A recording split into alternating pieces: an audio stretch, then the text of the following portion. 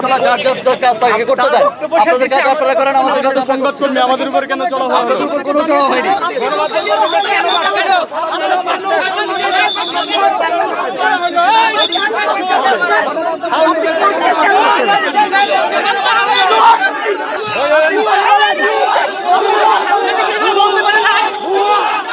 Police সরাসরি গণমাধ্যম কর্মীর দিকে মারছে এবং অতর্কিতভাবে হামলা করে আমাদেরকে পিছন থেকে লাথি ঘুষি মেরে এবং হচ্ছে তাদেরকে নিচে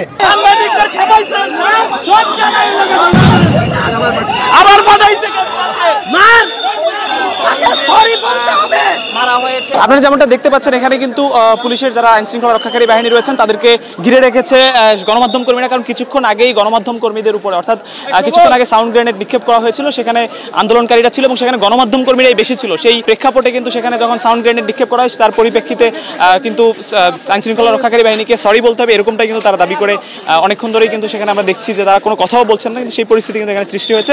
আমরা এখানে প্রথমত যখন আমরা মেট্রো দিয়ে নামার চেষ্টা করছি আমাদেরকে চেক করছে, বলছি যে গণমাধ্যম কর্মী, তারপরে তারা মোবাইল চেক করছে, তারপরে হচ্ছে আইডি কার্ড চেক করে, তারা তো আসলে জানি না তাদের সেন্স আছে কিনা, কয়টা গণমাধ্যম নামও জানে না, তারপর হচ্ছে হেনস্থা করে আমাদের এখানে আসতে হয়েছে। এখানে যখন আমরা এসে সংবাদ সংগ্রহ করতেছিলাম তখন তারা প্রথমে পিছন থেকে আমাদেরকে ধাক্কা লাথি মারছে।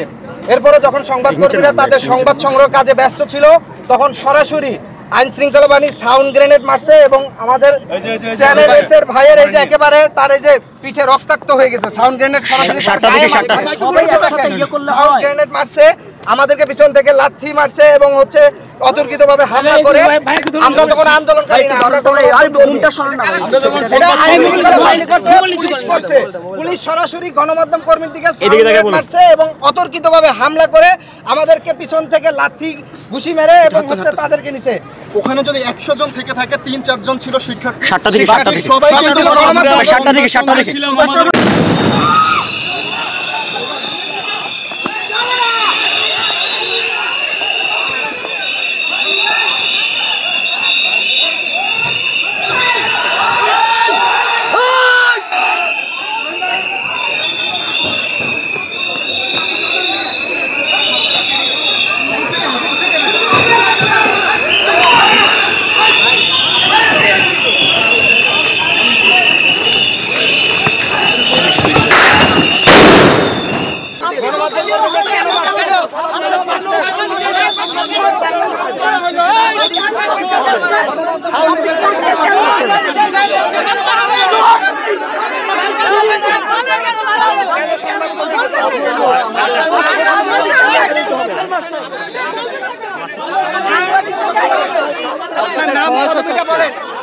আপনাদের সহযোগিতা চাচ্ছি।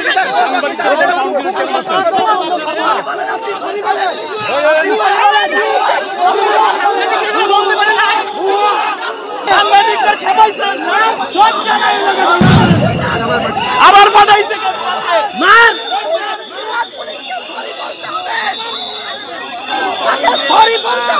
মারা হয়েছে।